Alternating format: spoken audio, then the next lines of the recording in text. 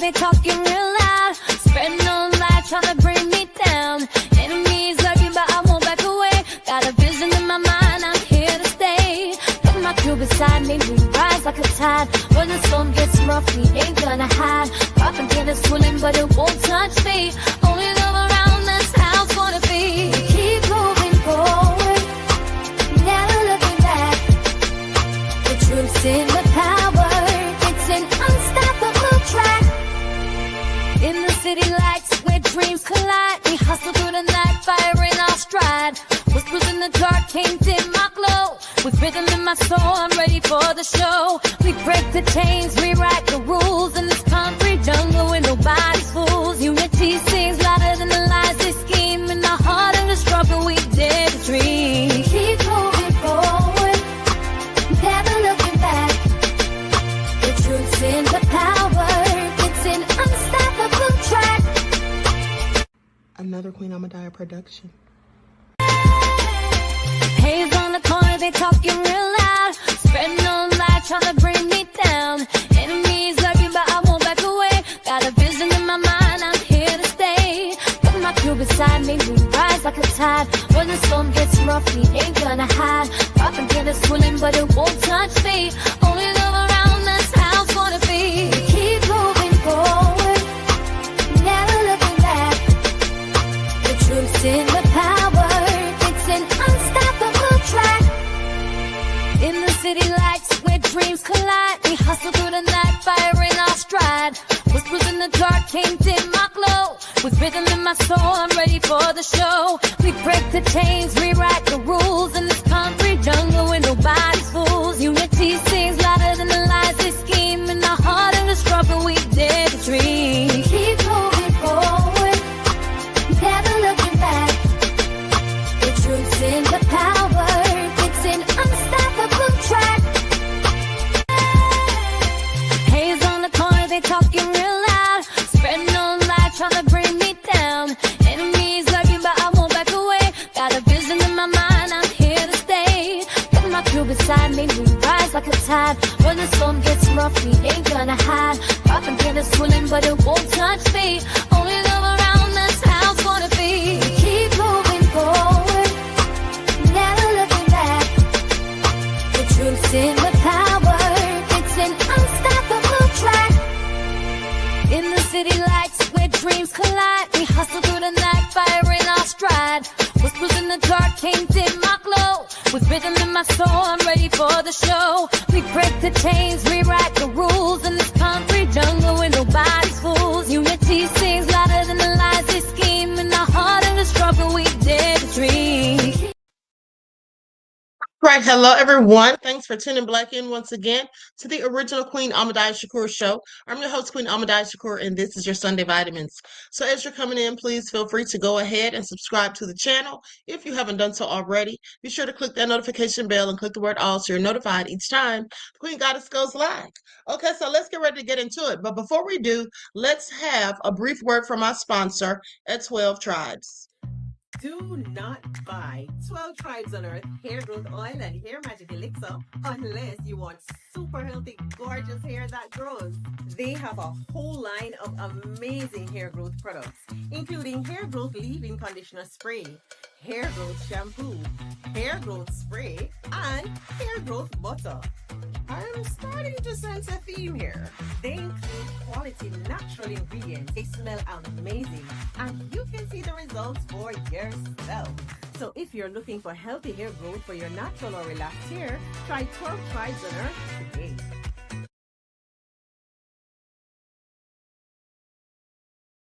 Okay, so don't forget you can purchase 12 Tribes hair oil at Etsy.com. Just look for Lisa Crafts. You can also find it at Walmart.com. Okay, so let's get into it. Everybody hit that like button. All right, Leon, Anita. All right, Pretty Wings, G from the Land, D Major is in the building, Ray Johnson. All right, Juju B, I see you. Okay, so with that all being said, let's get into it. Anita Harrell's in the house. Okay, so shout out to all of my loyal royals and everyone tuning into the Queen. I see you, Desmond, and a big shout out to my moderators putting in work. Now, moderators, today I need you all to be on your P's and Q's. Okay, I need you all to be on your P's and Q's. There was a troll in here yesterday. Irish Bobby was his name. And he was in here trolling. And I had to get him out of here. Okay, because no one saw any mods in the chat. Okay, so moderators, please pay attention. Thank you kindly. With that all being said, let's talk about y'all's president, honey, trying to silence and censor the booing. Okay? Donald J. Trump wants us just to make it all stop. All right, so he's giving the orders for the networks and broadcasters to all silence out the boos. He doesn't want anyone to hear it. He doesn't want to be humiliated. He has a reputation to uphold. So let's talk about it. U.S. President Donald Trump is attending the U.S. Open on Sunday as a guest of Rolex, despite imposing steep tariffs on the Swiss watchmaker's home country, and with organizers seeking to keep off-court disruptions, such as audience members booing him from being seen on the TV broadcast. Trump has built the bulk of his second term's domestic travel around attending major sports events rather than hitting the road to make policy announcements or address the kind of large rallies he's so relished as a candidate. Now he'll be watching the men's final between second-seeded Carlos Alcaraz and a 22-year-old Spaniard and number one seed and defending champion Jannik Sinner, age 24 of Italy, from Rolex's suite. Now, the president's acceptance of Rolex's invitation comes mere weeks after the president's administration imposed a whopping 39% tariff on Swiss products. Now, the levy is more than 2.5 times higher than the one the Trump administration agreed to for European Union goods exported to the U.S., and nearly 4 times higher than on British exports to the U.S. It has raised questions about Switzerland's ability to compete with the 27-member bloc that it neighbors. Now, the White House declined to comment on Trump accepting a corporate client's invitation at the tournament, but the president has said he's had few qualms about blurring lines between political and foreign policy decisions and efforts to boost the profits of his family business. That includes tirelessly promoting cryptocurrency interest in luxury golf properties around the country and the world that bear his name.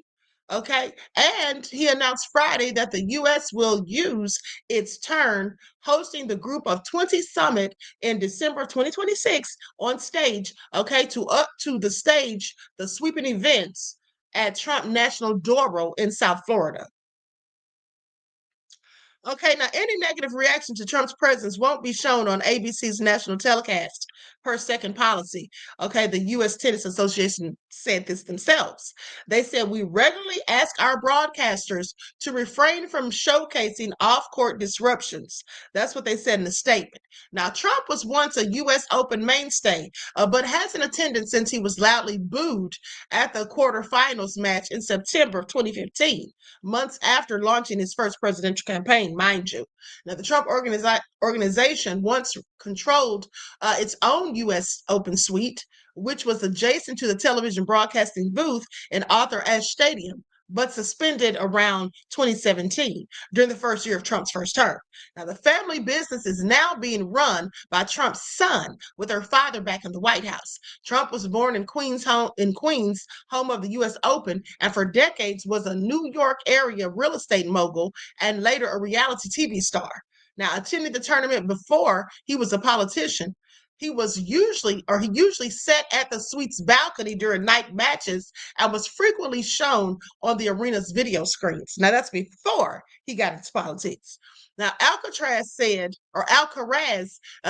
before the final that having Trump on hand would be a privilege and great for tennis, but also suggested that such sentiment went for more presidents than just Trump, went for any president watching from the stands. He says, I will try not to be focused and I will try not to think about it. This is what Alcaraz said in Trump's attendance, or of his attendance. He said, I don't want myself to be nervous because of it. Now, the president has frequently attended sporting events where the roar of the crowd sometimes features people booing the president while others cheer him. Since returning to the White House in January and prior to Sunday's open, Trump went to the Super Bowl in New Orleans and the Daytona 500, as well as UFC fights in Miami and Newark, New Jersey, the NCAA Wrestling Championships in Philadelphia, and the FIFA Club World Cup final in East Rutherford, New Jersey. Having a sitting president attend is unusual, and before Trump hadn't happened since Clinton went to the 2000 tournament. Former President Barack Obama and his wife Michelle attended the event's opening night in 2023. Of course, Barack wasn't in office. Okay, so the fact that Trump's doing all this, I guess that's why they say it's unusual. Now, with that all being said, here's the question. First of all, what do you all think about Trump not wanting them to play people booing him? Okay, I find it also interesting. I find it also interesting because Trump can dish it, but he can't ever take it. He cannot stand the slightest bit of criticism. Like he just cannot take it. It is such a bother for him. And that's because he's a narcissist. Okay, that's all that is. Trump's just a whole narcissist, and he can't ever stand the thought or idea of anyone saying something against him that's negative. Talking about the boos may not be seen on TV. Is he serious? U.S. Open asked broadcasters not to show any booing of Trump at Center versus Alcaraz. Let's get into what the people are saying. Okay, likes up, everyone. Please like and share. I'm going to share my. Because people are literally going in on Trump. Okay, he is so ridiculous. I mean, what makes him think that he, of all people, is above reproach? So Donald Trump is scheduled to appear at the U.S. Open men's singles finals tomorrow. And organizers of the event have instructed broadcasters to not show people booing Donald Trump. And I really want to call bullshit on this. And I think this is very important. I don't care if it's Joe Biden, if it's Donald Trump, if it's Denzel Washington, if it's Tom Hanks. You do not dictate the story ahead of time. And if the story is the sitting president of the United States has showed up to an event and is getting heckled and booed, well, that's the story and that's what's happening. So this idea that, oh, we can't show Donald Trump getting booed is bullshit. He's in New York, all right? New York does not like Donald Trump. He's from New York. So if New Yorkers choose to boo Donald Trump and heckle him, that's part of the story. And to not show it is to actually be complicit in hiding a story. And I don't know why we keep doing this stuff. I'm actually being serious. I'm a Democrat. If, who's my favorite political figure right now? If Gavin Newsom showed up at an event and he was getting heckled and the organizers were like, don't show that, I'd be like, no, that's bullshit. You need to show it. It's part of the story. This is what we do as journalists and as conveyors of information. So I think it's total, complete bullshit. I think it's going to be another example of Donald Trump thinking everyone loves him because they're going to be suppressing the boos and suppressing the noise. It's just.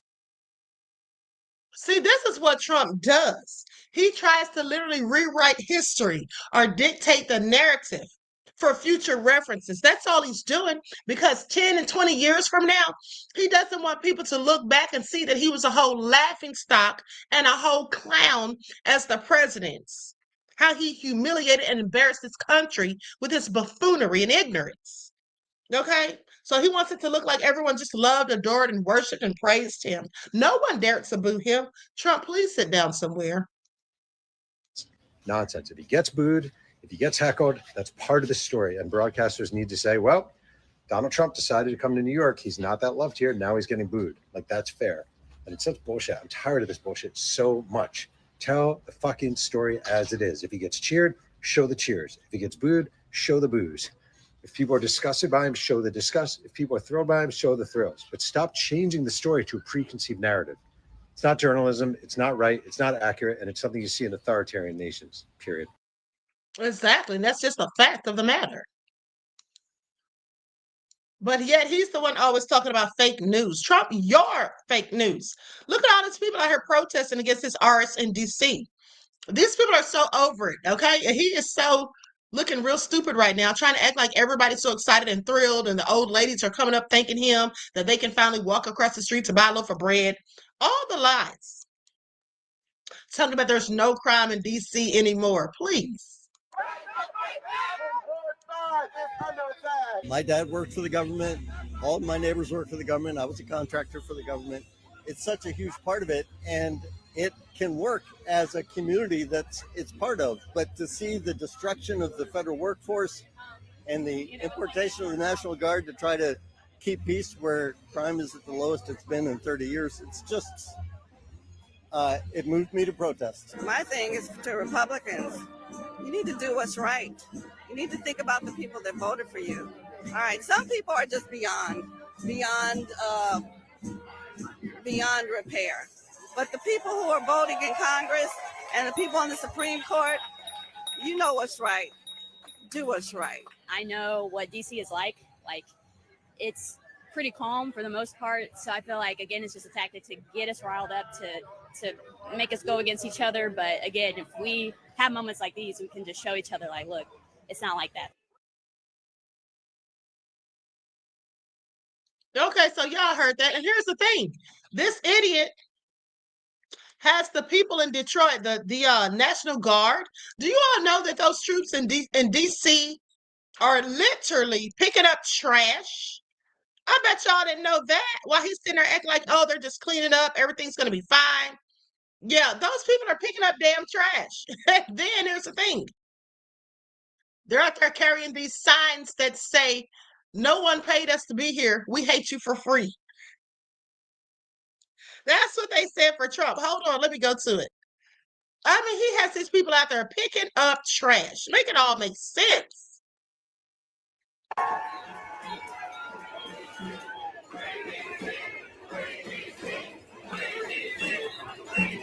See it? Just going in, honey. Yes, those people are literally picking up trash. Y'all think I'm lying? Hold on, I'm going to go to it in a minute. This is what y'all's president has these people doing. Just a complete waste of taxpayer resources. Taxpayer dollars and resources. Okay? Make it all make sense. Oh, I'm clicking on the wrong thing. Hold on.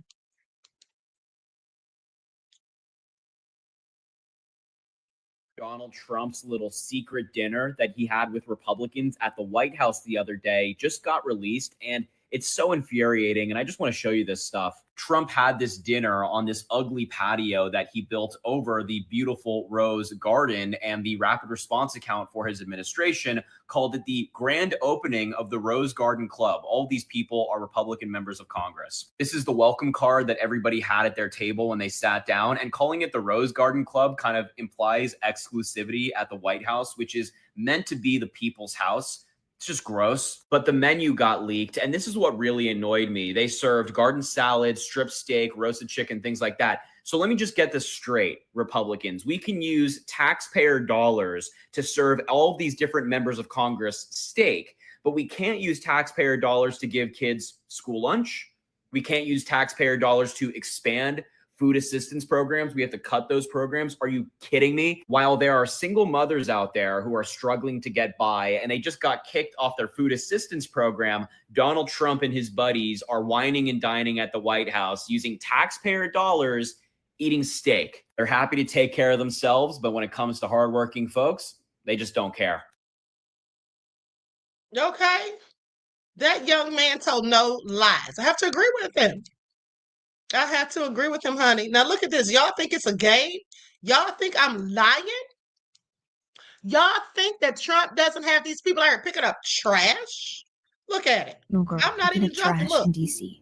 Last month, President Trump declared a crime emergency in Washington, D.C. and ordered the deployment of more than 2,000 National Guard troops, including units from Mississippi and Louisiana. According to the Washington Post, the Guard has also been assigned to over 40 beautification projects across the Capitol, including collecting trash and landscaping. No way in Officials say the assignments stem from steep cuts to the National Park Service. Staffing for DC's public spaces fell from about 200 employees to just 20 after the Trump administration's workforce reductions, leaving thousands of acres without adequate maintenance. Supporters say the Guard's presence keeps Washington's landmarks safe, clean, and presentable at a time when the Park Service no longer has the staff to do so. They argue the Guard can both mobilize quickly and handle large-scale cleanup. However, critics argue the use of trained Guard members for cleanup dutyfuls is wasteful, with some calling the deployment farcical. The operation is costing an estimated $1 million per day. What do you think of the National Guard picking up trash in D.C.? Let us know in the comments.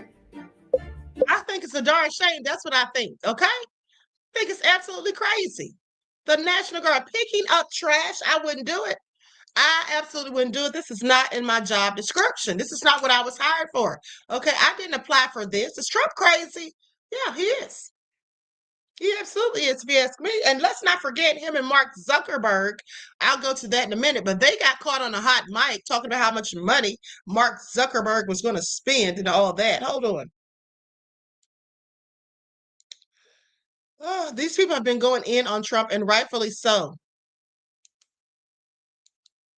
And let's not forget how he's still threatening Chicago, talking about Shapocalypse now. Ha! Now he's talking about they don't want to F around and find out. Basically, I'm paraphrasing, but that's clearly what he was saying. Donald Trump is a criminal. He should be impeached, removed from office, and prosecuted.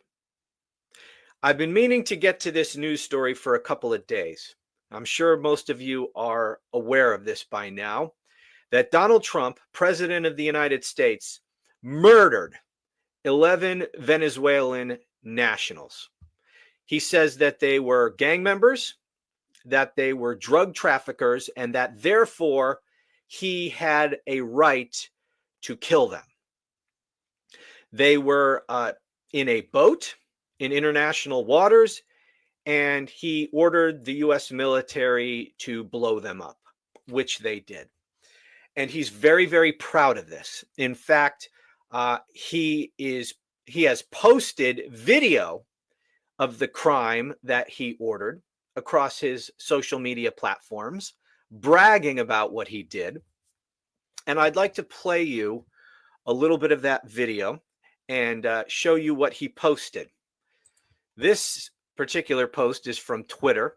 This is from the White House's Twitter account. And they write, on video, U.S. military forces conducted a strike against Tren de Aragua narco-terrorists. The strike occurred while the terrorists were at sea in international waters, transporting illegal narcotics, heading to the U.S. The strike resulted in 11 terrorists killed in action. You notice how they use the term killed in action as if this were a military exercise. This was not a military exercise. We are not in war, engaged in war against Venezuela. No war has been authorized by Congress, but yet they dress it up in the language of war to try to give this more legal legitimacy. It has none. Isn't that what I told you all, family? I told you all how Trump came back later after bragging about having these 11 people murdered, saying that they were members of the gang and that they had smuggled illegal substances. Then he comes back and says that they're terrorists. He then comes back and says that they're terrorists because he knows that what he did was absolutely illegal and that he had to get authority from Congress, that he can't just be doing stuff like that himself unless and only if they were some sort of terrorist organization, okay, putting them in imminent danger and whatnot. So then he comes back and says, oh, yeah, they were terrorists. No, they weren't. And even if they were, he didn't prove any of that. He just had that done and then came and bragged about it. Where's his proof that these people had illegal substances? Okay, were they bringing it to America? Where were they taking it to? How does he know any of this? Then he bragged about taking the lives of 11 people. How stupid is he? This is illegal, 100% illegal. This was a crime. So that's what the White House account wrote. And here's just a little of that video. There's no audio to this. There is the boat carrying the 11 Venezuelan nationals that Donald Trump says are narco-terrorists.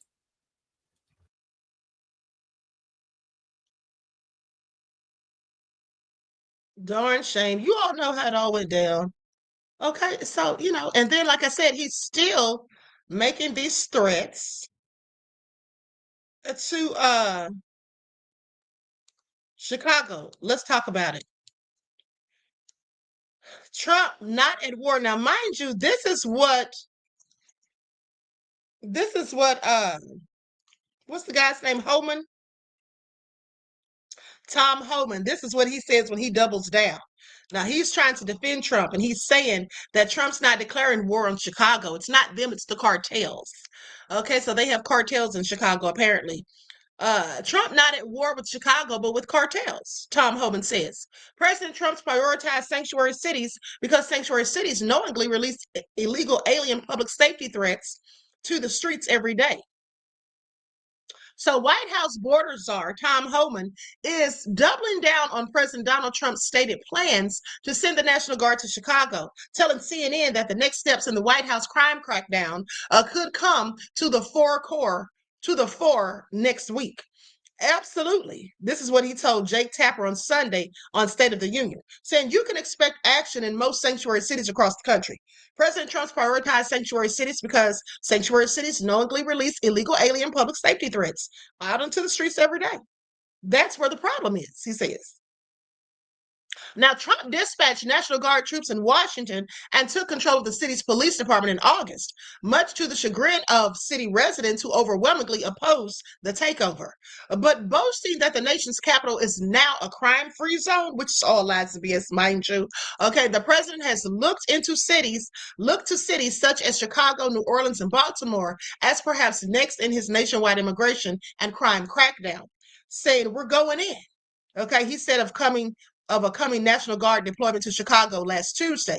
He said, they're a force multiplier. Okay, this is what Homan told Tapper. He said, they're on the table. I mean, they have been used by every administration since I have been working for the government starting back in 1984. Every administration has used the Guard and the military on the border, and they have been very beneficial. Now, using them at the border is one thing, but having them boots on the ground in people's cities walking around armed is dangerous. And that's not what they have normally done. So, but Trump only further inflamed tensions on Saturday when he took to Truth Social with an image depicting himself as Lieutenant Colonel Bill Kilgore from the 1979 Vietnam War epic Apocalypse Now, saying Chicago about to find out why it's called the Department of War. Okay, they're about to F around and find out. That's what Trump's saying. Okay, that's the post that he put on Truth Social, rebranding the Defense Department. Now, immediately, Democrats in Illinois and throughout the Windy City raised the alarm about the veiled threat. Homan played down their concerns, telling Tapper that Trump's quip was taken out of context and that the president intends to go to war not with the city of Chicago, but with its criminal cartels. President Trump and his administration, yes, we're at war with the criminal cartels and those who want to murder and rape American citizens. You're damn right. This is what Homan said. First of all, he needs to sit down somewhere because here's the thing. They are going to war with Chicago because here's why. If the governor of Chicago, okay, and the mayor have both said that they don't want him there and they don't want military presence on their street and their neighborhoods in the communities amongst their citizens armed and walking around, this could be a cause for chaos. Well, if they say they don't want that, then and Trump decides that he's going to do it anyway, and then he starts talking about Apocalypse Now, and then he starts further talking about we're coming. Oh, we're coming. And then he starts talking trash about the governor and calling that man disparaging names and all of that, and even talking about his weight and all that. Yes! He has absolutely declared war on Chicago, not no darn criminals and cartels. Who even says there's cartels in Chicago? How does Trump know this? Okay? How does he know this? He said people in Chicago were born criminals, says XX Frank Nitty. Yes, he did say that. He did say that. He was talking about the children there. Okay? And he was likely talking about Black children. There was a video. Hold on. Hold on. Let me see if I can find this video. There was a video of somebody addressing that. Hold on.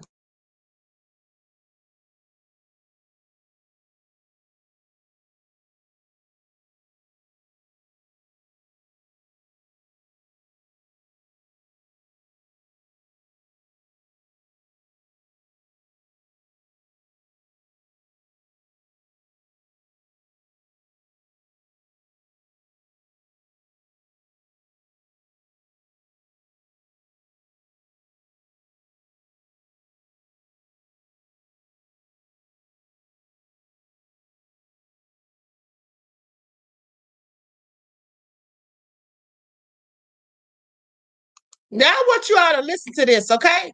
Because here's the thing. Hardcore.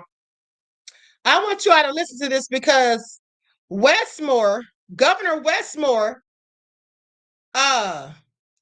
said that Trump was giving a dog whistle when he made those comments. He said that Trump was given a dog whistle, and he also said, I can't remember. Anyway, I'm gonna let you all hear it. Hold on, I'm gonna go to the video. Lights up, everyone, please like and share.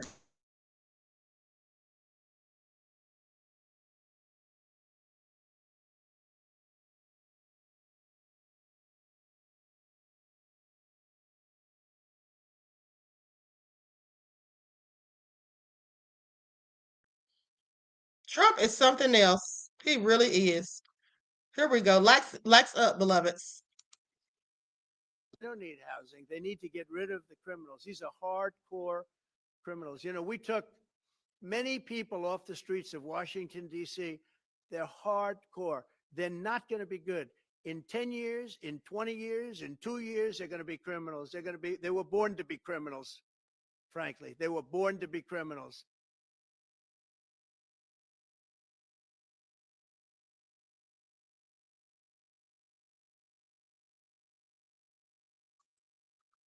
Okay, here we go.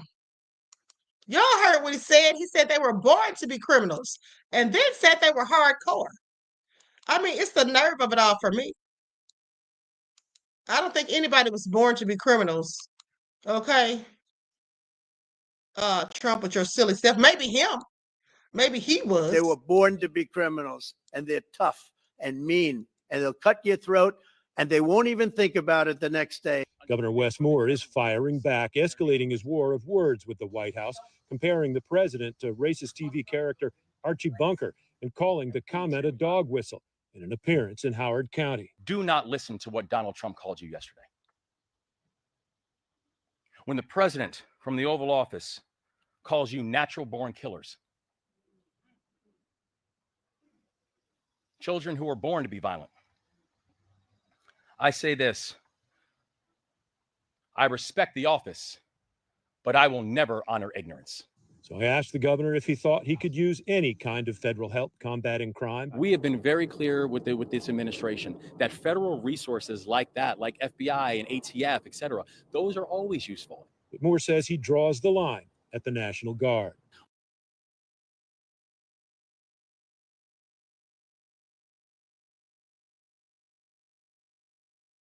So we're making. I'm sorry, you guys. I'm multitasking at the same time that you all are watching these videos. So, hold on. Let's go to this next one right here. This is Don Lemon talking to Governor Moore about Trump. President ever called or contacted, reached out to any of you to say, hey, look, we're all in this together. If you need some resources, let's fight crime. I can help you. Do you need anything? What do you need me to do? Not me. You know, not me. Absolutely not you. And if he did that, I'm sure you'd be willing to work with him if he actually, diplomacy is very important, I believe. We would never turn down federal support for the work that's happening on the ground. And as the mayor indicated, we have very clear things that we would love for the federal government to support us on. But what we have gotten over these past 7 months is the president has fired more federal workers in the state of Maryland than any other state in this entire country. That the president of the United States has now threatened to cut 250,000 people off of their health care. That we're now looking at situations where the president has denied FEMA support to people in our state who need that level of support, that the president has cut $30 million from violence prevention programs that were set to come to the state of Maryland and assist places like the city of Baltimore. So we have not gotten help. We have gotten offensive comments and statements, and frankly, a bunch of dribble that would not make any difference in our communities. Okay.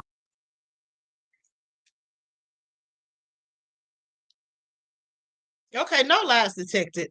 Absolutely none detected whatsoever. Anyway, with that all being said, let's go to this next video. And then we're going to listen to RFK Jr. because they were just eating him alive the other day. They said that he was sitting up there lying, and then they dropped the receipts. And I'm like, Lord, honey, what were you thinking? Did you forget what you said, sir? So my president. Trump, my president, I love him, just signed into law that families making less than $120,000 a year, which is the majority of families in the United States, will now not have to file taxes. They will not have to pay federal taxes. They will not have to get a tax refund at the end of the year because they loaned the government their money.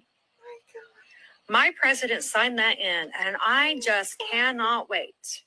I cannot wait for you crazy ass blue people to be pissed about it. I can't wait for you to be pissed about the fact that our president, my president, our president, isn't going to take your money anymore. I'm sure you're going to be up in arms about how much more money you're making because you're not lending it to the federal government.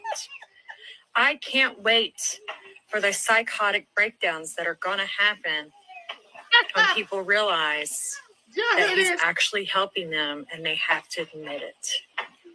I love this country and I love my president.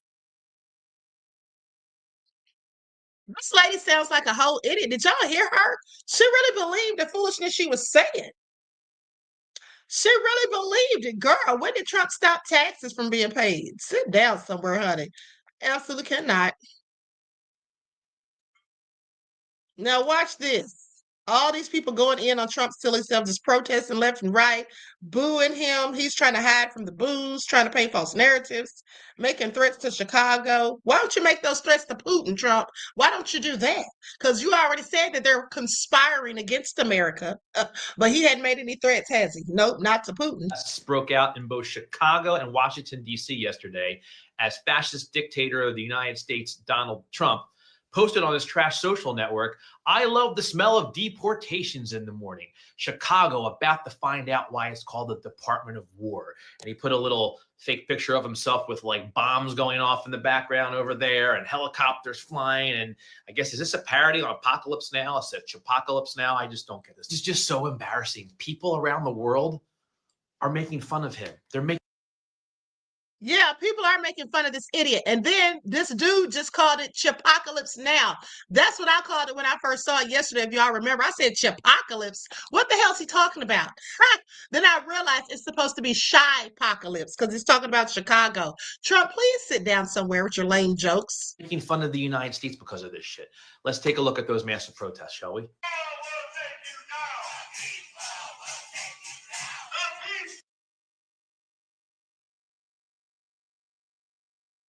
To do my MAGA voice.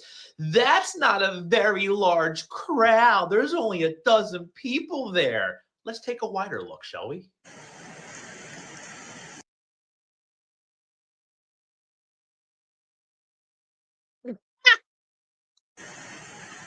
I don't know if this is true or not. I have some friends in Chicago that I have some emails and calls into, but supposedly the mayor of Chicago, Brandon Johnson, ordered municipal salt trucks to create a mobile roadblock within the city limits to block Trump's federal troops from coming in. I don't know if this is true. There's some videos circulating around there. It might have been last winter. I don't know. If you live in Chicago, can someone confirm or deny this for me? Let's check out Washington, D.C.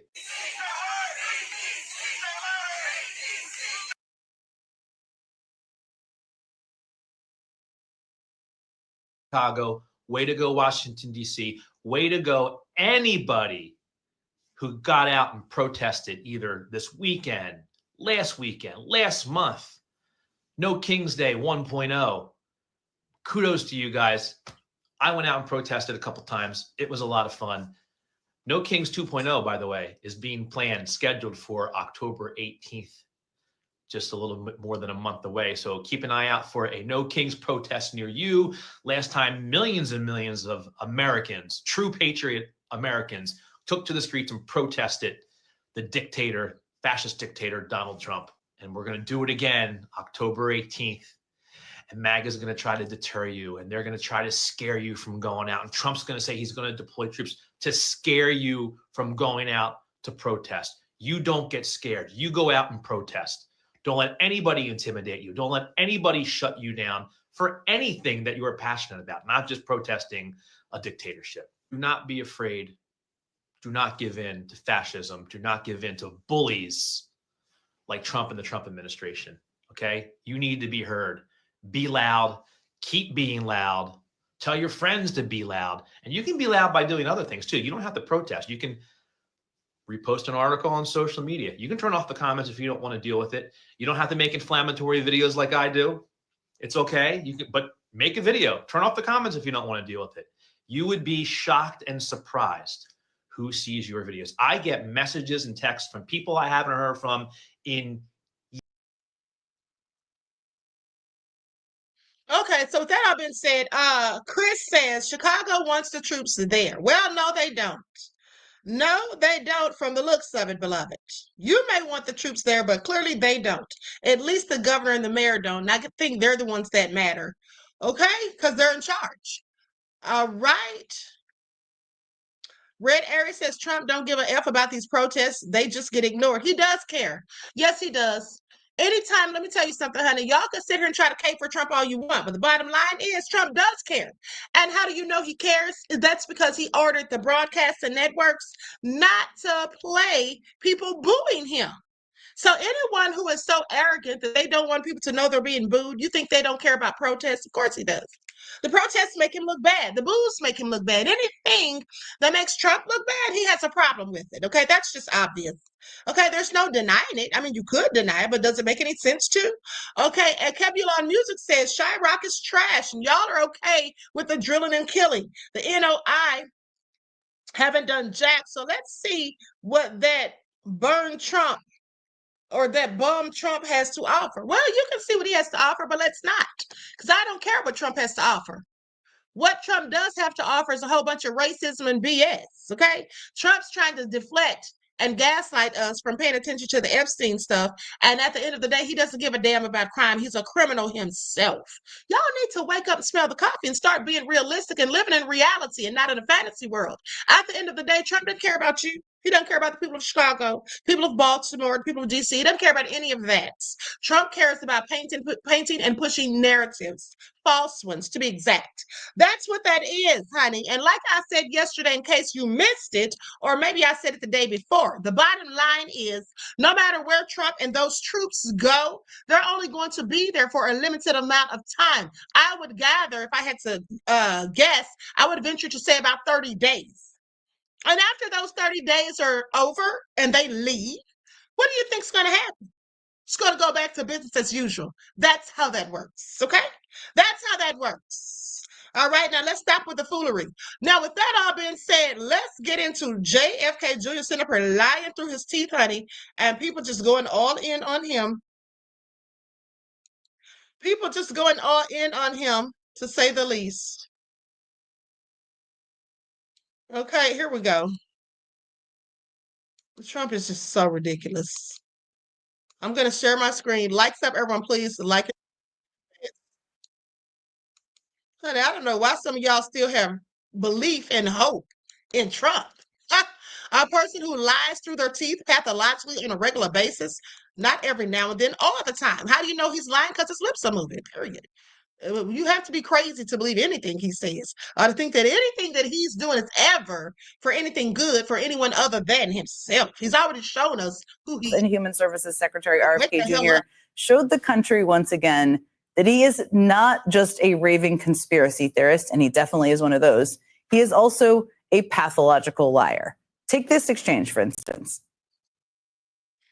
Just last week, in the days after the tragic shooting at Annunciation Catholic School in my home state of Minnesota, you went on Fox News blaming school shootings on antidepressants. You have no evidence of that because you have no evidence of a connection. And you want to talk about— you're just saying something, you're just making stuff up. You know, this is what you say, right? Secretary Kennedy, when someone presents you with information that does not fit— I did not blame that shooting. I have no idea whether— I have no idea, and I never— Chris said, y'all crazy as hell just hating on everything. Nobody's hating on everything. Nobody's hating on everything. And why does anyone have to be crazy because they don't agree with you? Maybe I think you're crazy. And don't say everybody's crazy or y'all are crazy because I'm the one up here talking. You don't know what the people in the chat are thinking. They may disagree with me the same way you do. So don't call them crazy at the end of the day. The bottom line is if you have to spew insults because somebody's opinion is contrary to yours, that shows a level of ignorance. Okay, that's what that does. Sorry to say it.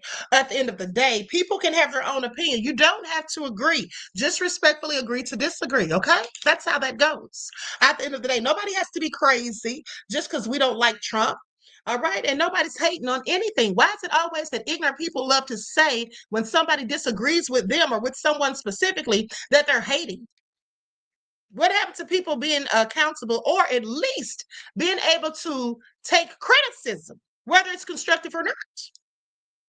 Why does anyone criticizing some people or certain things? There are some people who always say that's hating. You're just hating. No, you're just hating. Why is it hating? Maybe that's just how I feel. Okay, I don't have to hate on Trump. Hate on Trump for what? Please make yourself make sense. And then Chris says, you say you're obtuse? Well, you might be. You would know better than I do, beloved. I don't know you to know whether or not you're obtuse, but what you said definitely was. But let's continue. Said that you're making it up. You're twisting. Yeah, you are. You are being dishonest right now. Okay. So to recap quickly, Minnesota Senator Tina Smith asked RFK Jr. a very reasonable question, which was why he went on TV after a horrific shooting that took place in her state of Minnesota that left 21 people wounded, 2 children dead, and entertained the completely baseless conspiracy that antidepressants and not guns are the culprit behind America's mass shooting problem. And Secretary Kennedy's response was, you just heard him do it repeatedly, was that isn't true. Senator Smith is just making it up. She's being dishonest. Roll the tape, please. If you're still using old school, like always be closing. We're launching studies on the potential contribution of some of the SSRI drugs and some of the other psychiatric drugs that might be contributing to violence. Okay. That clip that you just saw was 1 week ago tonight on Fox News. And it wasn't just that one reference. Kennedy repeatedly went along with that narrative. So I've never seen that medicine, but you're saying that if you get it, some of the side effects could be homicide, suicide? Well, there are black box warnings on some of these psychiatric drugs that warn about in their clinical trials that they saw suicidal and homicidal ideation. Now, to be abundantly clear, and I've already said this, I'm going to say it again, there is no evidence, none whatsoever, linking antidepressants to mass shootings. Let me tell you all something, what they're doing here. First of all, what they're doing, in my opinion now, to me, Robert F. Kennedy, I don't agree with a lot of things that he says. I do. When he was talking about the venom, back when they were giving out the venom, I did agree. I didn't want to take it. But what I will say is this. They're saying that he specifically said that those antidepressants lead to mass shootings. Now, is that what he said? Or did he say that it could? Because I could have sworn I heard him say that it could lead to violence. And they're saying that's not true. But that is true. That is true. Let me just show you. Now, when you're right, I'll agree with you. But when you're wrong, I'll disagree with you too. Hold on. Here it is right here. Okay, you all see this? Let me read it to you. Does antidepressants cause violence? That's what I typed in because that's what they're claiming he said. The relationship between antidepressants and violent behavior is complex and controversial. Evidence for an increased risk. Some studies have reported an increased risk of violence in individuals taking antidepressants, particularly in young people. And 2004, or a 2004 review, found that 1.5% of patients taking selective serotonin reuptake inhibitors, known as SSRIs, experienced aggression or violence.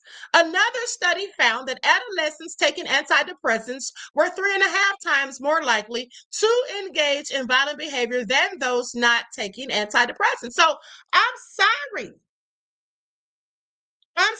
But that man, where was the lie? Did I miss something?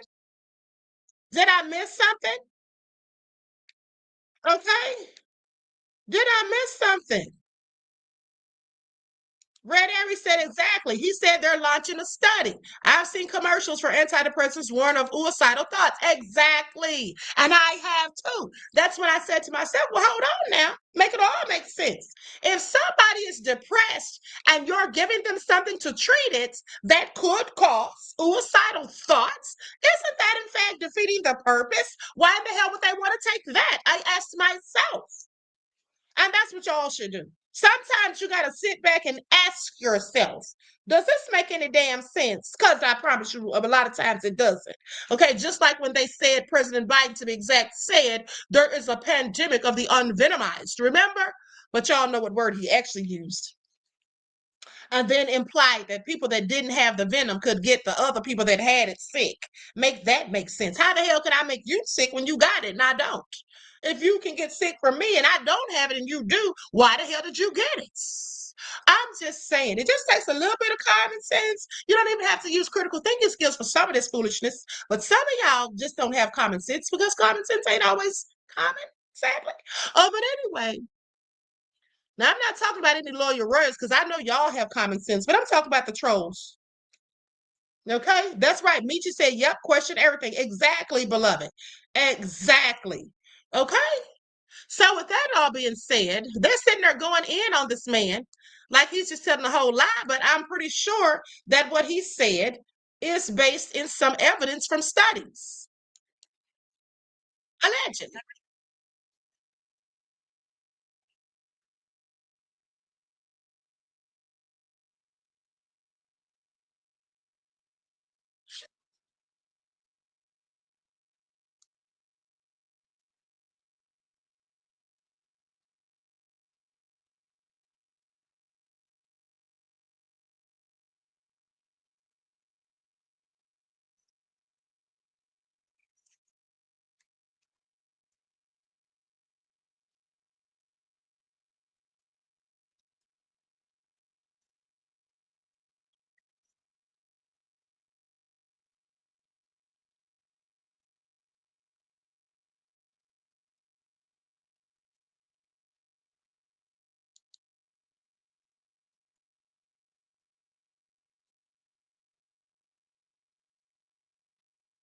Oh, hold on, you all. I'm tripping. I didn't mean to do that. I'm sitting there, wait a minute. I'm sitting here listening to it, and you all can't even see it. I didn't mean to click off of it. Let me go back to that. That's what happens when I'm multitasking, honey. Okay, hold on. I was trying to get my next video together. Okay, here we go.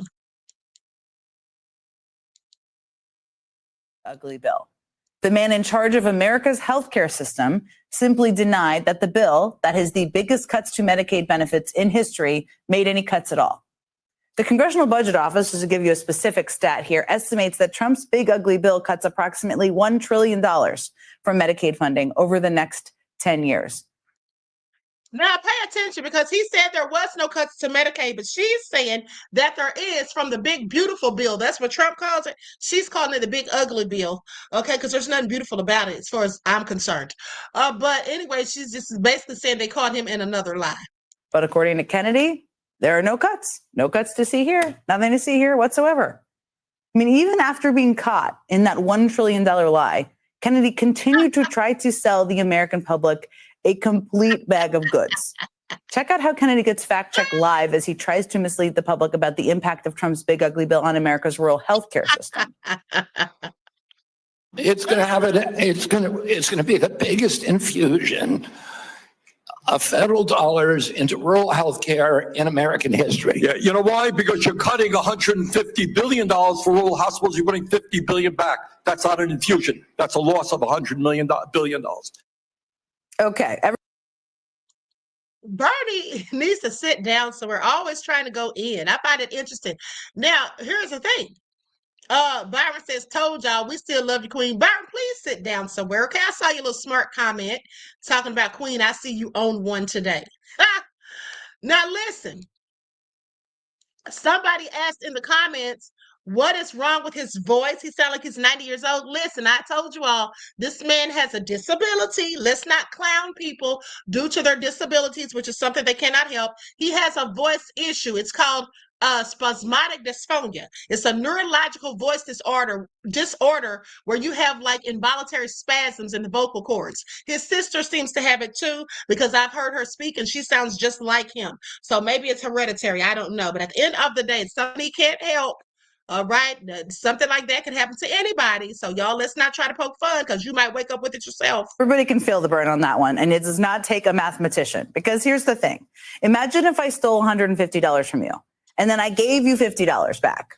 And then I went in front of the U.S. Senate to brag about how much money I gave you. How generous of me. That is basically how Secretary Kennedy tried to spin the Trump administration's cuts to rural healthcare today. But of course, the issue that took the cake today, and boy, was their competition, was the issue that Secretary Kennedy has centered his public persona around now for years: vaccines. I haven't been to the grocery store in months because this delivery service. So let me ask you, when were you lying, sir? When you told this committee that you were not anti-vax, or when you told Americans that there's no safe and effective vaccine? Both things are true. Okay. Now, this is the same man who has claimed he is not anti-vax for years now, even though Kennedy has been one of the most prominent, prolific anti-vaccine voices in the country, including through the height of COVID. And now that he's actually in charge of America's public health care system, he's attempting to use his position to reshape the national narratives around vaccines to fit his views, despite, of course, an overwhelming amount of actual scientific evidence to the contrary. Would you accept the fact that 1 million Americans died from COVID? I don't know how many died. You're the Secretary of Health and Human Services. You don't have any idea how many Americans died from COVID? Was it from stupid 19 or venom? Was it from stupid 19 or venom? I have questions, but let's continue. I don't think anybody knows that. Now, the CDC, one of the agencies that Secretary Kennedy is in charge of, does in fact know that, as in fact anybody could who looked up public data. I mean, from the beginning of 2020 up until the 23rd of last month, a staggering 1,231,440 people died of COVID in the United States. What Secretary Kennedy means when he says that nobody knows how many Americans died of COVID is not actually that nobody knows. People know. No, they don't. I'm going to agree with him on that. Nobody does know, because lies have been told. And again, was it from C19 or from the venom? Okay, please miss me with it, lady. What he means is that he does not like the data. Data that, again, is from an agency that he oversees. In Secretary Kennedy's warped mind, the issue is not the virus, it's the vaccine. So data showing just how deadly the COVID virus has been in America is inconvenient for his narrative. Independent studies estimate that the COVID vaccine has saved literally millions of American lives. But Kennedy, for whatever reason, there's many, is still a vaccine skeptic. And he's trying to force that skepticism out on everybody else. I mean, last week, Kennedy abruptly fired the CDC director just 29 days after she took over the agency. This morning, that fired CDC director published an op-ed in the Wall Street Journal.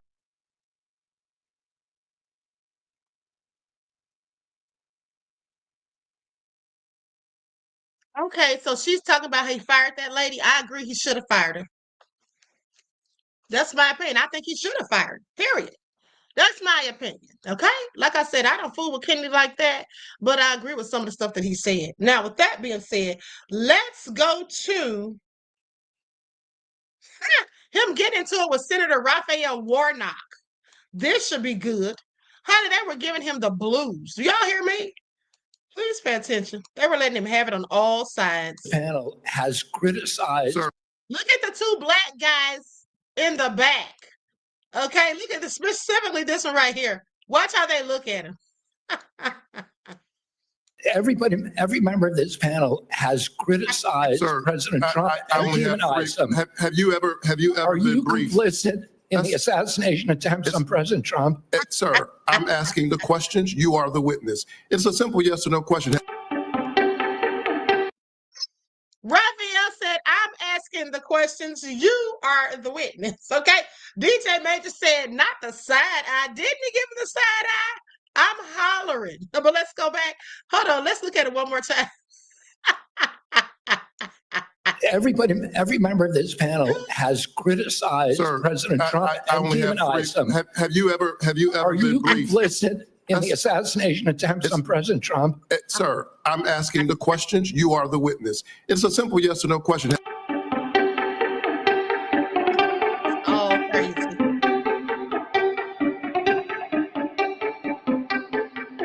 Senator Warnock. Thank you, Brother Chair.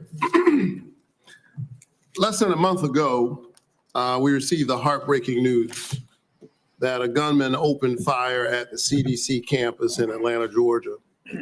This obviously is my neck of the woods. This is heart-wrenching for all Americans, but for those of us especially who live in that area.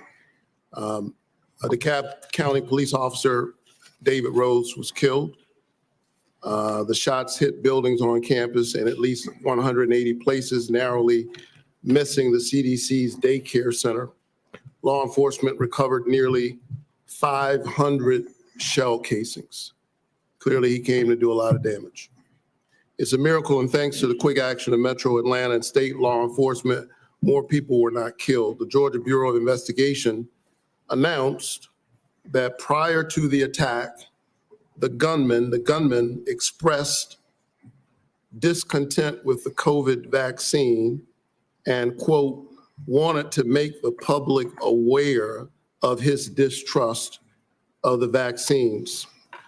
Secretary Kennedy, I assume you are aware of these disturbing reports of the gunman's motives?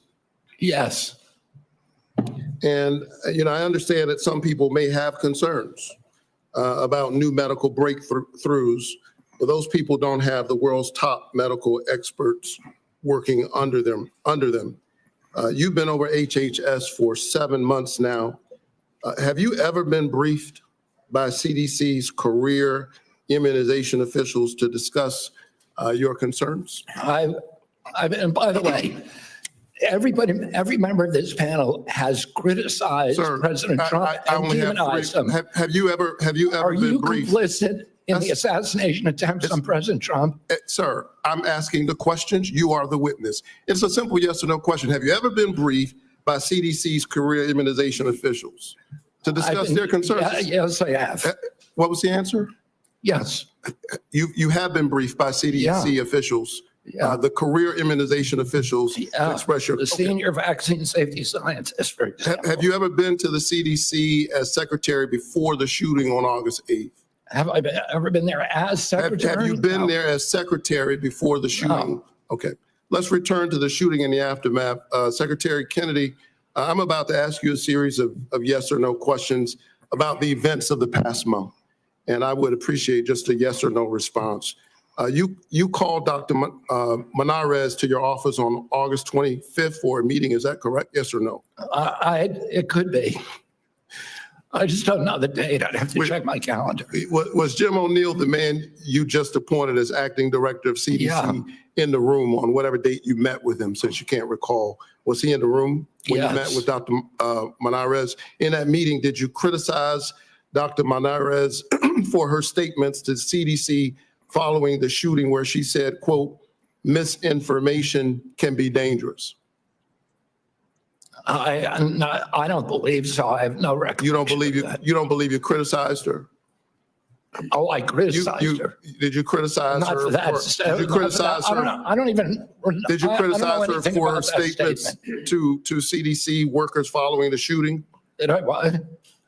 Did you demand that she fire career scientists or public experts at the CDC? Yes. Did you demand that she accept the recommendations of your hand-picked vaccine advisory panel without further review by career CDC scientists? No, I did not. You didn't ask for her commitment ahead of time that she would accept the recommendations from the advisory panel. You're No, denying what that? I asked her about is she had made a statement that she was going to not sign on. And You know what I think? I think that they should send Robert F. Kennedy Jr.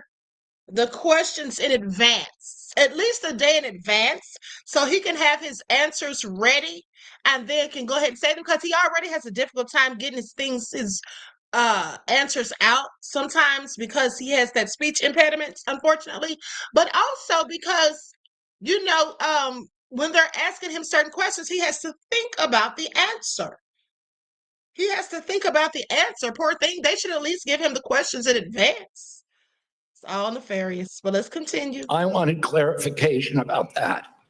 Did you tell her to accept the advisory panel's recommendations? I told her I didn't want her to have a rule that she's not going to sign on to it. Did you say that the CDC? D Major said, do you think it's his disability or he's trying to lie? I actually think it's both. I actually think it's a combination of both, beloved. Byron B said, a day queen? Adrian said, queen, they are not going to do that. They want to catch him in a lie. Clearly. And they're doing it. Pay attention. CDC was, quote, the most corrupt federal agency in the history of the world.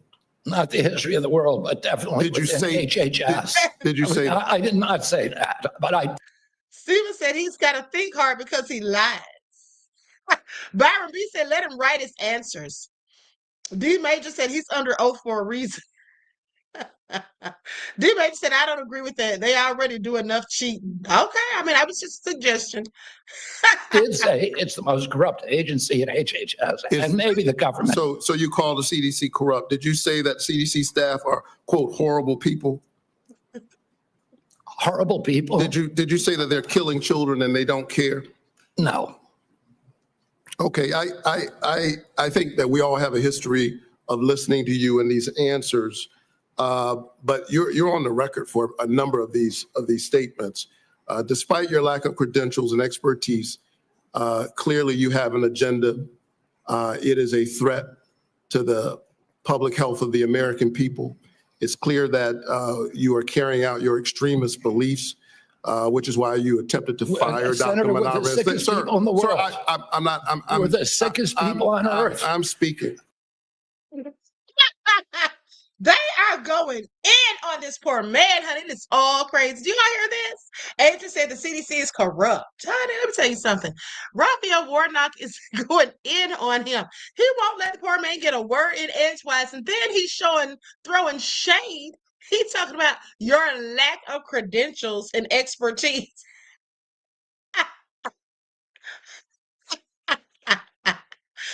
If he had said that to me, I would have stood up and said, I beg your pardon. Okay, I object. How am I a threat? Secretary Kennedy, for the first time, we're seeing deaths from children from measles. We haven't seen that in 2 decades. We're seeing that under your watch. You are a hazard to the health of the American people. Can I respond? No, I claim back my time. We need to wrap You are up. a hazard to the health of the American people. I think that you ought to resign. And if you don't resign, the President of the United States, who put forward Operation Warp Speed, which worked, should fire you. Thank you so much. Senator Welch.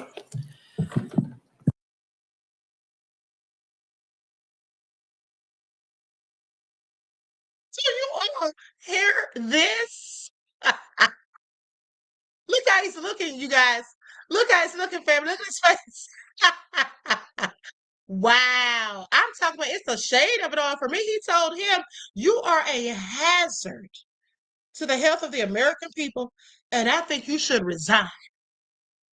And if you don't resign, the president that hired you needs to fire you. Thank you very much. It was the thank you very much for me. Greta said, He looks bewildered.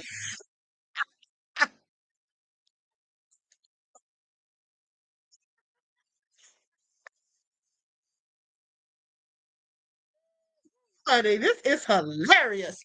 Byron said they're picking on the slowest one on the little yellow bus.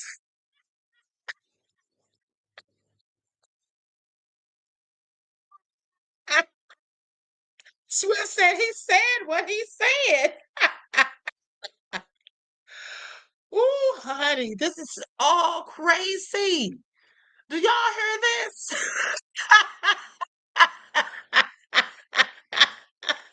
When he said, thank you very much. But let's hear what they say after. This is hilarious to me, honey. Mr. Chairman, thank you. Poor RFK. I want Y'all to are sum low up. down. And I want to make 3 points. First, we have a healthcare affordability crisis in this country. And second, Secretary Kennedy's policies is making that affordability crisis worse, not better. And third, Mr. Chairman, the United States Senate is not doing its job. Healthcare. Citizens of the United States, our employers, our taxpayers, and our families pay the most and get the least. That has been persistent and chronic, and it's not being addressed, it's being aggravated. Let me be specific. In Vermont, a family of 4 that makes $82,000 in income with premium support on Obamacare now pays $6,970 for their healthcare premium. That is going to increase $23,000 to $30,000. That is unaffordable. It's shocking and it's cruel.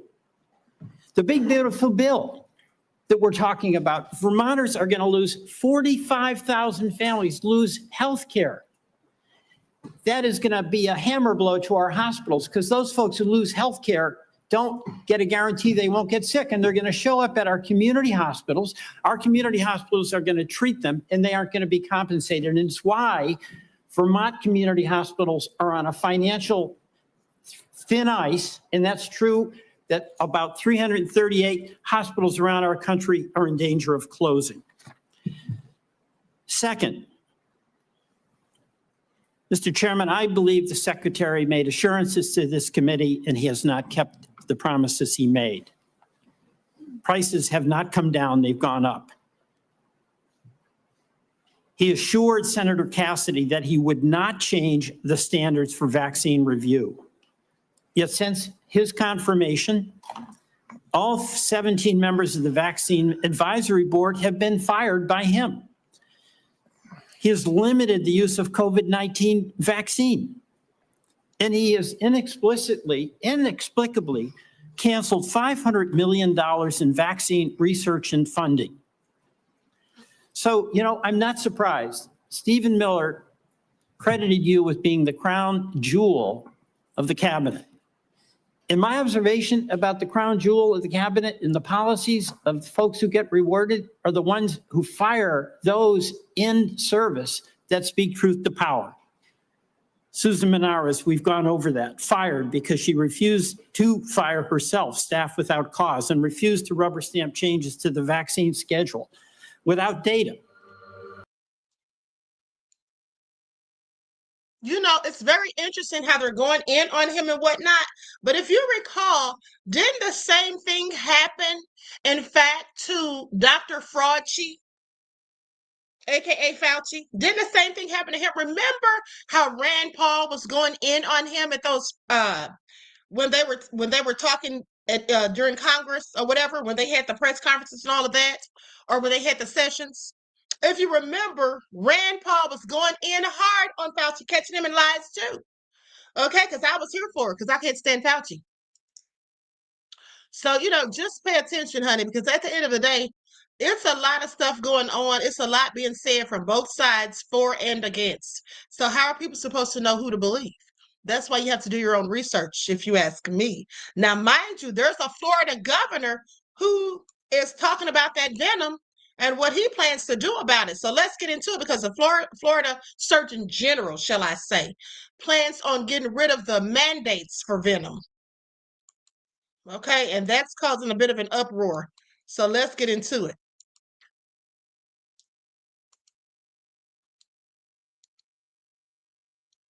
The plan to ban all state vaccine mandates. This followed declining vaccination rates across America and a return of measles, a disease that had been 25 years ago declared eliminated. But the continued use of vaccines did get a healthy boost from none other than President Trump, who seems to accept the overwhelming consensus of the medical community, which is that vaccines are safe and effective. Here is how President Trump responded to Florida's decision on Friday. You have some vaccines that are so amazing. The polio vaccine, I happen to think, is amazing. A lot of people think that COVID is amazing. I think you have to be very careful when you say that some people don't have to be vaccinated. Look, you have vaccines that work. They just pure and simple work. They're not controversial at all. And I think those vaccines should be used. Otherwise, some people are going to catch it and they endanger other people. And when you don't have controversy at all, I think people should take it. Joining us now is the Surgeon General of the state of Florida, Dr. Joseph Ladapo. Dr. Ladapo, thank you so much for joining us. You just heard President Trump say that if a state were to remove vaccine mandates, quote, that other people will catch it and they endanger other people, unquote. So obviously, you think that President Trump is wrong? You know, I'm not sure that I agree with you. Actually, I'm sure I don't agree with you in terms of what President Trump said. You know, there's some confusion about what we said. We're not taking vaccines away from anyone. What we said was that if you want them, God bless you, you can have as many as you want. And if you don't want them, parents should have the ability and the power to decide what goes into their children's bodies. It's that. Now, I have to agree with him on that. He's talking about taking away the mandates. Okay, he's talking about taking away the mandates for it, saying that people should be able to get it if they want and should not have to if they choose not to, and as well for their children. That's what he's talking about. So I have to agree. I don't think there should be mandates. Okay, people should have a choice at the end of the day. And for other people saying, oh, well, if they don't get it, they're going to make us sick. Well, stay your ass home. Period. Because it's not my responsibility not to get you sick. And if you got something that's supposed to keep you from getting sick, then why are you worried about who didn't get it? How's that going to make you sick? Make it all make sense.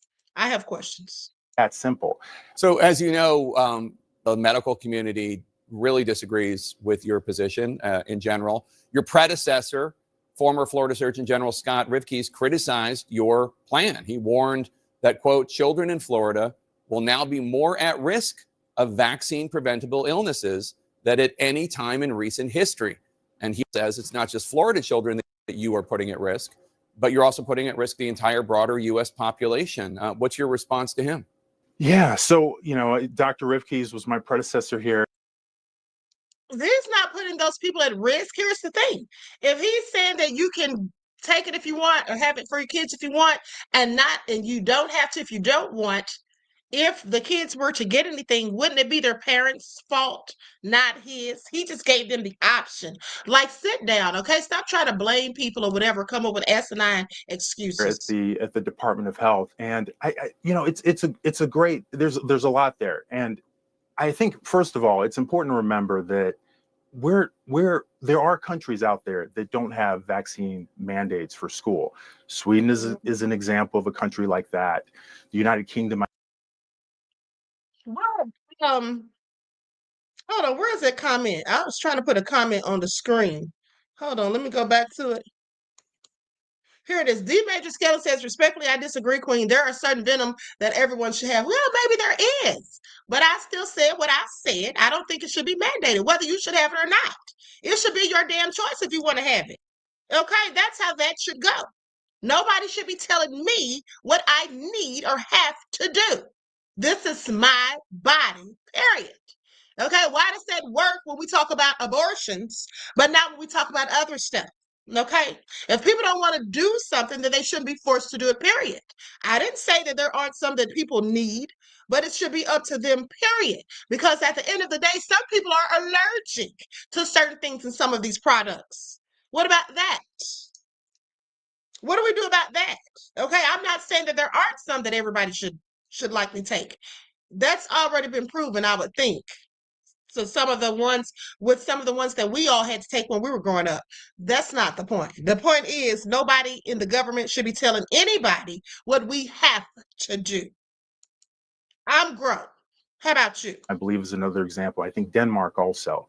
And guys, the sky is not falling over there. So the whole idea, I mean, do you not believe that parents are incapable of making decisions with the information that they receive from their pediatricians? Because either you don't believe that parents can make good decisions for their children, or or the position just doesn't make sense. I'm looking at this report. Parents should be allowed to make decisions for their children, not the government.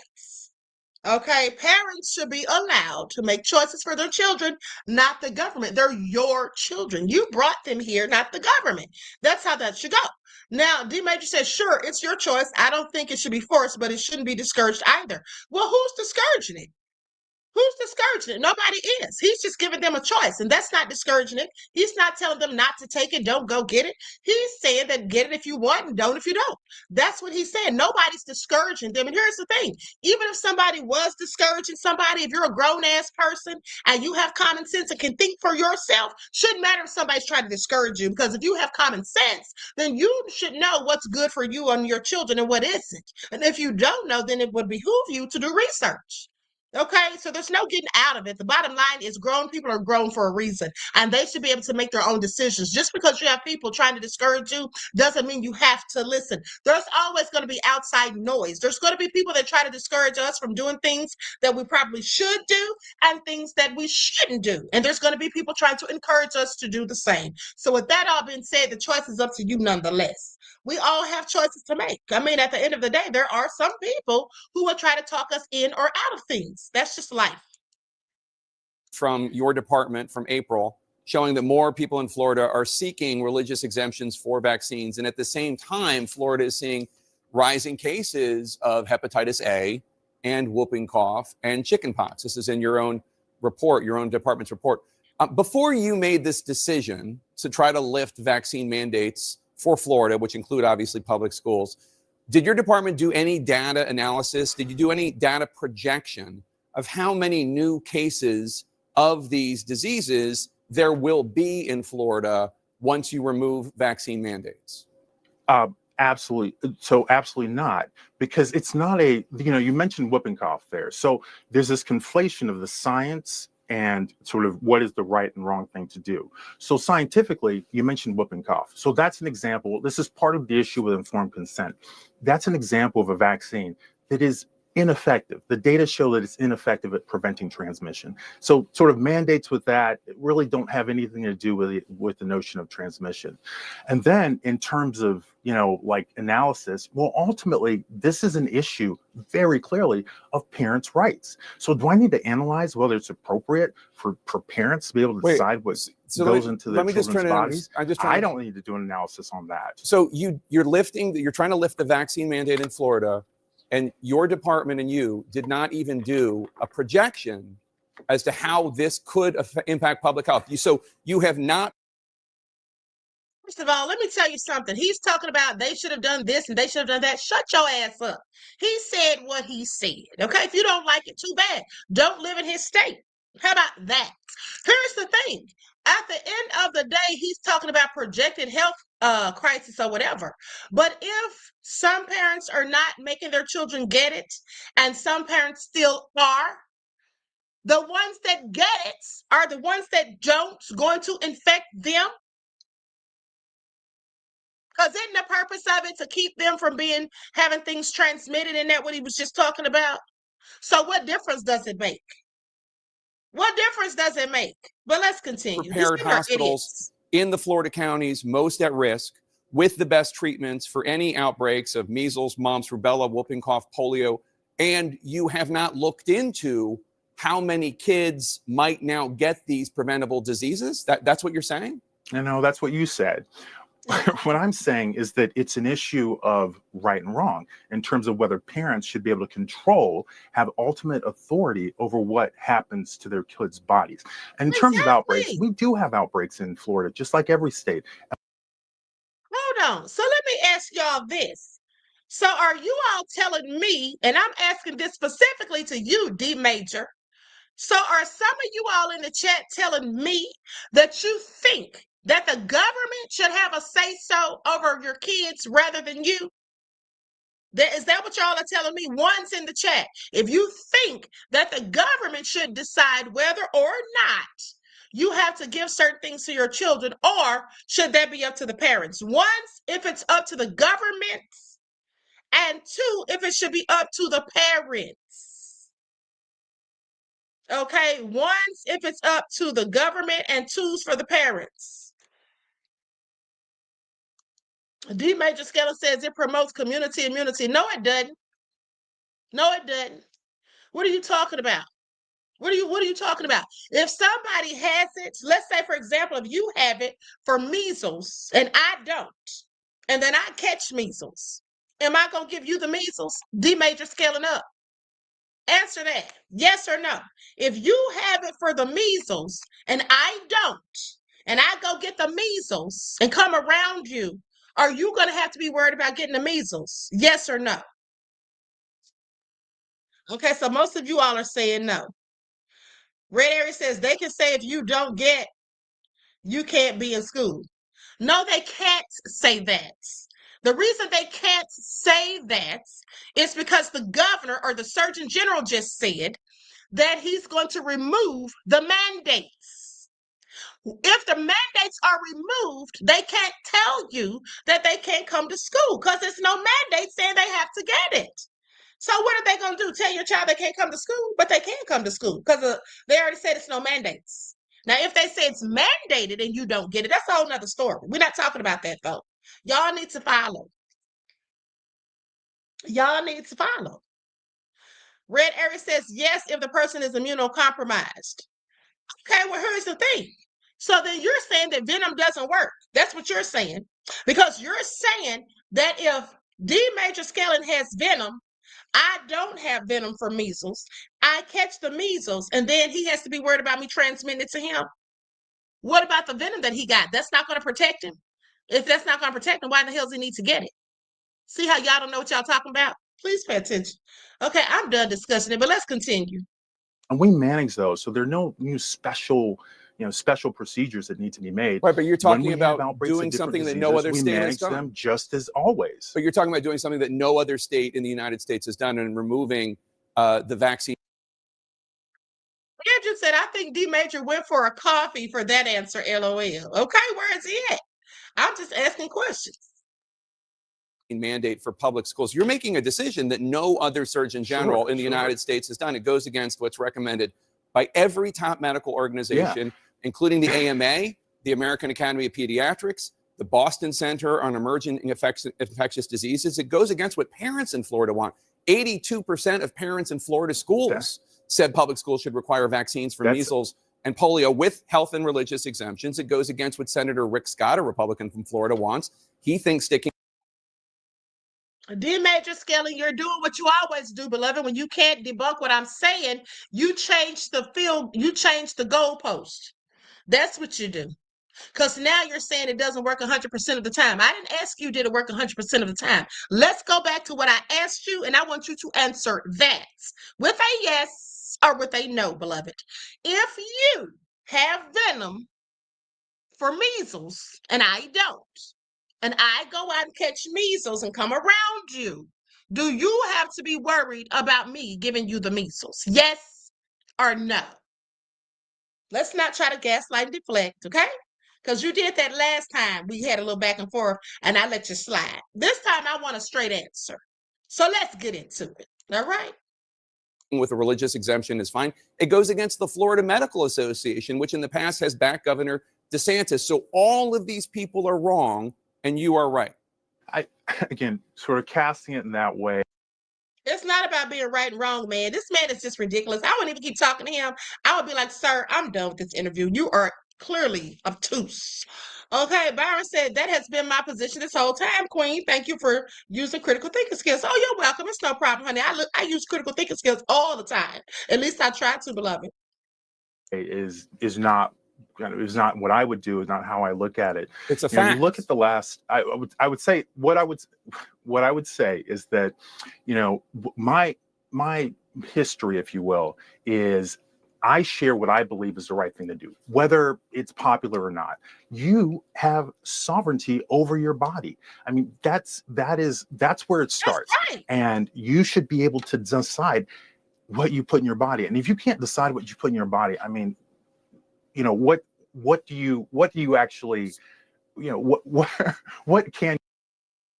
Okay, D Major says, ideally, yes, it will protect the person who got the venom. Well, if it will protect the person who got the venom, then the people who get the venom should not be concerned about who doesn't get the venom.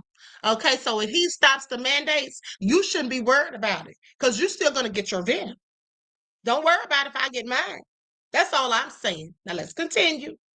You decide. I know a veteran of the war in Iraq. He's a big Trump supporter. He's a big MAGA guy. He has a kid who is immunocompromised, who cannot get vaccinated. It does not have a strong enough body to take an immunization. He is relying on the kids in his class to be vaccinated. Well, that's his problem.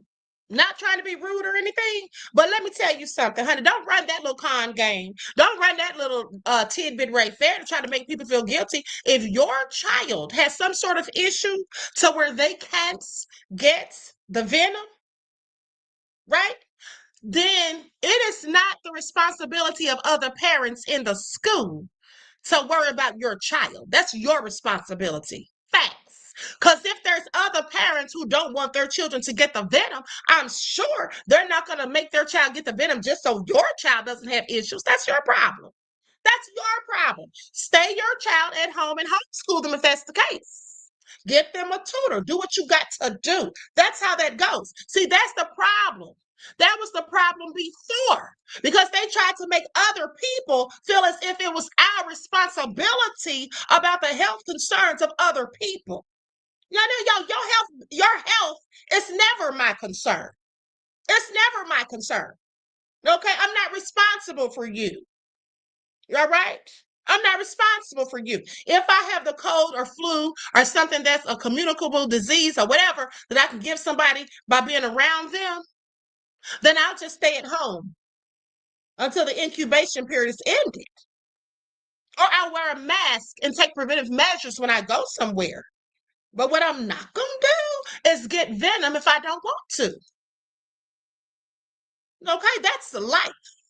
Everybody does not have to feel obligated to be worried about everybody else. That's the bullshit that they tried last time. And none of it made sense. Okay, when you think about 6 feet social distancing, how was that working when, it was a preventive measure? Okay, a preventative measure. But at the end of the day, when people sneeze, your sneeze can travel up to 15 feet. If you cough, you know what I'm saying? It can go in all different directions. Okay, so I'm just saying, honey, I have common sense and critical thinking skills. I know some people don't, so I don't expect you to see things the way I do. That's why I have no problem with us agreeing to disagree. But let's continue. So he doesn't get those diseases. That's what President Trump was referring to in his comments. What is your message to the parents of immunocompromised kids who are relying on most kids being vaccinated so their kids are safe? You talk about liberty and freedom for parents, but it seems like you're removing. Child, this man is really trying to make this bullshit he's spewing make sense.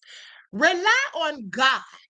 Okay, that's the only person that you can rely on is God and yourself. Okay, I promise you, you can't rely on other people, and nor should you want to, and nor should other people feel obligated for you to rely on them. Period. Liberty and freedom for the parents of kids who are immunocompromised. Yeah, I think it's an interesting way to conceive that, to sort of describe that, but I don't think that's a dynamic at all. Ultimately, obviously, we're all very sympathetic to children and families who have to. To the man man with the glasses on looking so perplexed and bewildered. Sir, get over it. You're not talking this man out of it. He's put his foot down, okay? He's standing 10 toes down, period. You're not going to change his mind. You're not going to run this little con game on him. You're not going to fear monger like y'all love to do. It's not going to work. To deal with chronic illnesses. And, I'm a parent. It's, we care about our kids more than anything. At the same time, it's important to recognize, just the difference between right and wrong. And ultimately, however, whatever the challenges are, and by the way, the challenges for being immunocompromised, I mean, they're really significant and they extend way beyond. Red Area said, laughing my ass off. Rely on God. So your plan is literally Jesus take the wheel? No, I'm not saying that is my plan. I'm telling you that before you sit there and think, Red Aries, D Major scaling up, whoever else, before you sit there and think that I'm going to hold myself responsible for your health or anybody else's and go ahead and agree to take something I don't want to take just because it's going to make you feel good, I'm saying before you think those thoughts, you need to be relying on the Most High, because the Most High cares more about you than I ever will. And that's just on facts. That's what I'm saying. I hope you got that. But let's continue. On just the diseases that we have vaccines for. Did you vaccinate your kids? Jake, your kids really briefly, vaccinated? I'll just say one other thing. Jake, just really briefly, one other thing. Again, this whole, Florida hasn't done any analysis. That's nonsense. You said you hadn't done any projection. We don't need to do. The way you're portraying it is nonsense. We don't need to do any projections. We handle outbreaks. It is nonsense. And that's the same thing I'm saying. I'm agreeing with this man. This dude with the glasses, the way he's trying to portray this is absolute nonsense and baloney and BS. He's trying to make people feel obligated to try to guilt people, trying to shame people, and to making them feel as though if you don't do this, then you're going to be responsible for the little old family over here whose child is immunocompromised. Sit down somewhere. I'm not responsible for anything except for me, myself, and I. That's how that goes. You're not going to guilt and shame me into a damn thing, period. All the time. So there's nothing special that we would need to do. All right, Surgeon General Dr. Joseph Ladapo, thank you so much for your time, sir. Appreciate it. Thanks. Let's bring in Dr. Paul Offit. He's a virologist and a pediatrician who. Y'all are going to love this. Clementine said, selfish queen, as a Christian, you should want to be a part of the solution, not the problem. I'm not a Christian. Who told you that? Who told you I was a Christian? That's for number one. You see what happens when you assume? I'm no Christian, nor did I ever claim to be. Sorry if I disappointed you. Actually, I'm not. Okay, I'm into spirituality. I'm not into a religion. Okay, there's nothing in the Bible that tells you that you have to be a part of a religion. There's nothing in the Bible that says anything about Christianity. It definitely doesn't tell you that Jesus was a Christian. Y'all don't want to have that conversation, do you? I don't have anything against Christians, but I'm not one. I'm into spiritual practices. I have my own divine purpose, and I have my own communication with the Most High. I talk to the Most High every day, more than some of y'all who call yourself Christians. I read the Bible more regular than some of you who call yourself Christians.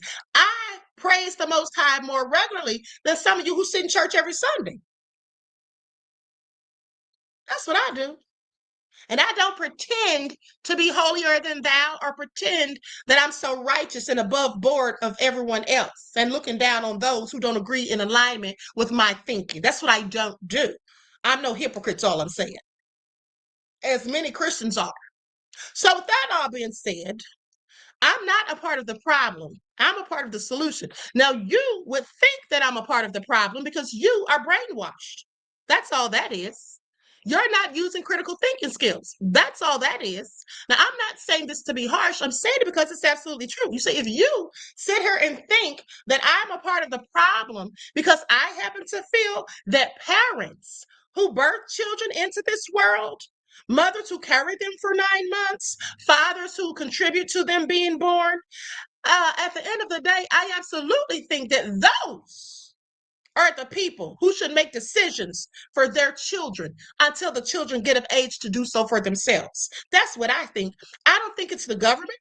I don't think it should be school teachers or basketball and football coaches. I think that it should be the parents. They should have a say because those are their kids. That's what I think.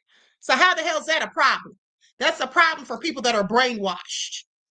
Okay, that's what that is. But let's continue. Was a member of the CDC Vaccine Advisory Committee and has fiercely disagreed with HHS Secretary RFK Jr.'s criticisms of vaccines. Dr. Offit, what's your reaction to what you just heard from the Florida Surgeon General, Dr. Joseph Ladapo? He's confusing two things. First of all, Florida has a religious exemption to vaccination. If you don't want to be vaccinated in Florida, all you have to do is fill out a one-page form. When he's talking about eliminating mandates, he's talking about eliminating one of the two most important weapons he has during an outbreak, which is mandates and quarantine. If there was an outbreak in a school, as there was last year in a Catholic school in Florida, if you're not going to mandate vaccines, if you're going to say you can come into this school even if you're not vaccinated, he is going to have a very hard time controlling those outbreaks. I mean, school entrance requirements have been on the books for decades, but in the 1970s, they weren't enforced. And so you had these massive outbreaks in Los Angeles, Detroit, Alaska. And it wasn't until They can sit there and plead their case till their cows come home. I'm done listening to the bullshit because, like I said and will continue to say, parents are responsible for their children and should be. Parents should be the sole people making decisions for their children until the children can do so for themselves, okay? Good parents, loving parents, that's who I'm talking about, not abusive or whatever, or those who don't care. But if you're a good parent who loves your children, honey, you should have the say-so in what your children have done to them, period. Okay? Because some of y'all sitting here thinking that's a bad idea are probably the same ones that sit up here and think it's okay for girls who are 16 years old to be able to go to a doctor, get a double mastectomy, okay, as long as they've been taking daily shots of testosterone for a whole year. They can get their breasts removed without their parents' permission or consent, without the parents even knowing it, with the parents' insurance company having to pay for it. But the parents don't have to know. That's the kind of sneaky ish that the government thinks is fine. Yeah, I'm sorry. Miss me with it. Okay, I said what I said, and I don't care who is mad. Period. Now, with that all being said, I'm up out of here. Y'all can love it or y'all can hate it. Y'all know I don't care. Now, somebody had asked the question. Somebody had asked the question a little while ago, did Biden pardon Fauci? Yeah, he did. Isn't that something? He pardoned Fauci, but we're supposed to be believing everything Fauci said. Yes, he pardoned him preemptively. Let's talk about it. Okay, I went and dug up the article just for you. This was January 21st of 2025. In one of his final acts before leaving the White House Monday, President Joe Biden issued a preemptive pardon to Dr. Anthony Fauci, his former chief medical advisor. Why would he need to issue a pardon for him if he hadn't broken any laws or done anything wrong? Don't you think that sounds suspicious? Well, I sure did. But anyway, Fauci helped lead the federal response to the stupid 19 pandemic and directed the National Institute of Allergy and Infectious Diseases, part of the National Institutes of Health, for nearly 4 decades. He served under President Trump during his first term and also under Biden before retiring in 2022. Biden issued preemptive pardons for Fauci and a host of others, including Mark Milley, the former chairman of the Joint Chiefs of Staff, and congressional members of the committee investigating the January 6th insurrection.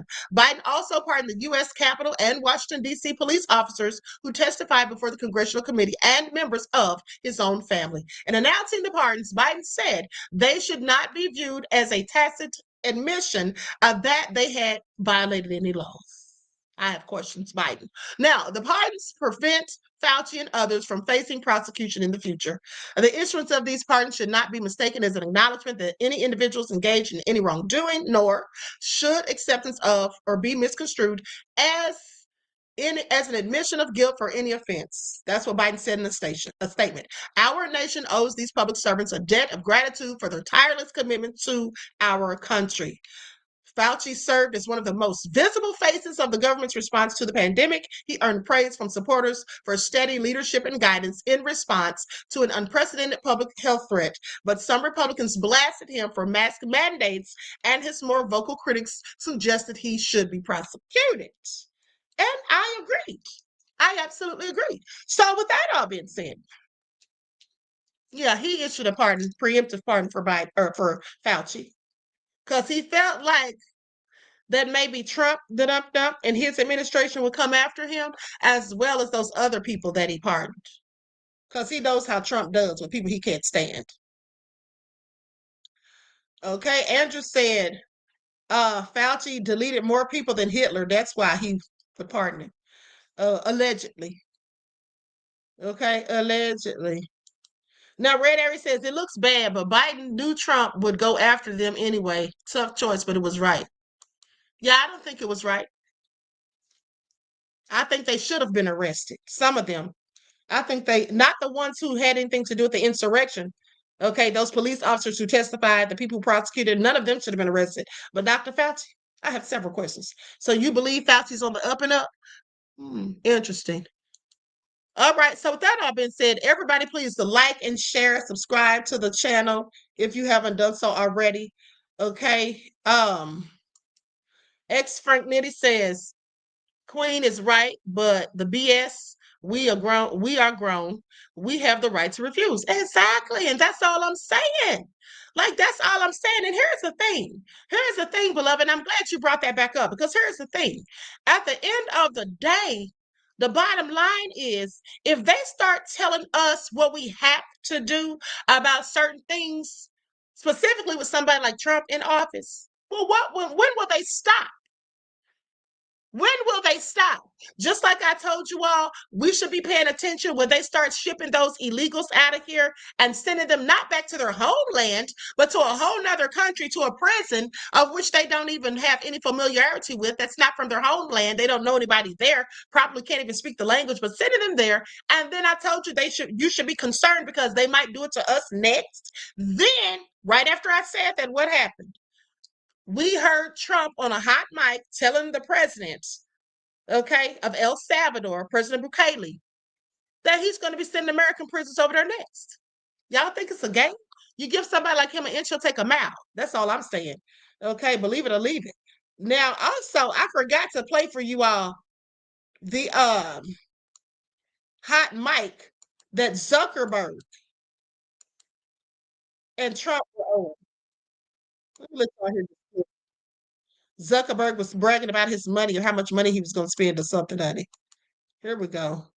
Likes up, everyone. Please like and share or dislike, whatever you like to do, but do something if you're here listening. How much are you spending, would you say, over the next few years? Oh, gosh. I mean, I think it's probably going to be something like, I don't know, at least $600 billion through 28 in the U.S. Yeah. It's a lot. No, it's significant. That's a lot. Thank you, Mark. It's great to have you. Sorry, I wasn't ready to do Oh, hi. for announcement. You said I wasn't sure what number you wanted to go in. Trump needs to sit down somewhere. Okay. The end of the day. Ooh, honey, y'all have worn me out today. All these little contrary opinions up in here trying to go in on the queen, honey. Y'all can sit down somewhere because y'all know I don't pay y'all any mind, okay? Next time y'all start talking greasy, I'm going to drop the link. So Red Aries, Nefarious Self, D Major, and anybody else who wants to go in on me can click that link and get up here and do it. Okay? Evelyn said, Queen, I totally agree with you. Thank you, beloved. You're so sweet, honey. We have some devils in the chat. Red Aries and D Major scaling, honey. They need to sit down somewhere. That's what they need to do. Look at Red Aries laughing. Solo down. D Major said, I agree with you, Queen. We should have, at the end of the day, have bodily autonomy and not have the government force us to do or not do anything. I basically agree with that. That's all I'm saying, honey. Okay, trust and stop playing with the queen. Okay, so anyway, listen, I love you all to life. I hope you all enjoyed the broadcast, even if I went in or you are not. Okay, y'all go in on me all the time, so don't feel bad. All right, Red Aries said, hey, get these clicks and engagement and get that money. All right? Now listen, so I love you all. Ray said, I'm not going to allow that, Queen. I'm a bouncer. Okay, you let him know, Ray. Okay, so anyway, listen, I hope you all enjoy the rest of this night. Each one teach one. That's how we grow and thrive. Do something productive, constructive, but never destructive. And always remember, beloveds, to keep the Most High first in your lives. Okay, I will see you all in the morning with your morning wake-up call. All right? So until next time, beloveds, peace.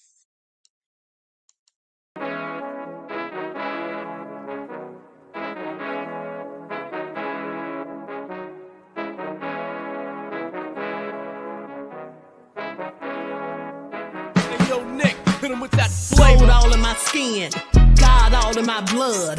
Kings all in my circle, you touch one of mine and you're done. They show no love for the queen, why you hating on me? Is it cause I'm free and I got Malcolm X in my jeans? I got dreams like King Luther, shed blood like Kunta. You ain't helping my people, I ain't got nothing to say to ya. I want all the smoke like hookah.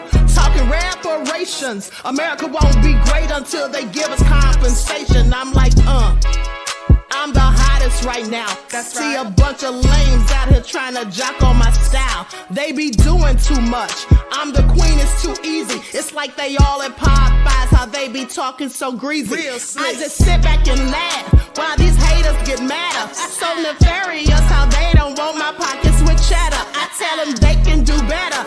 These snakes in the grass can leave a bite on your ass, cause y'all be trusting too fast. I got my foot on the gas, other one on they necks. Dropping receipts on haters, you better show some respect. I'm never facing regrets, we only facing the threats. Running through every challenge like a relay, break no sweat. It's a cold game, so I got that blanket with me. Now that my people awaken, ain't no going to sleep. I do not play by my piece, this time I'm playing for keeps. You talking slick, but when I see you like them ends, we gon' meet. And I got gold all in my skin, God all in my blood. Kings all in my circle, you touch one of mine and you done. They show no love for the queen, why they hating on me? Is it cause I'm free and I got Malcolm X in my jeans and I got gold all in my skin, God all in my blood. Kings all in my circle, you touch one of mine and you done. They show no love for the queen, why they hating on me? Is it cause I'm free and I got Malcolm X in my jeans and I got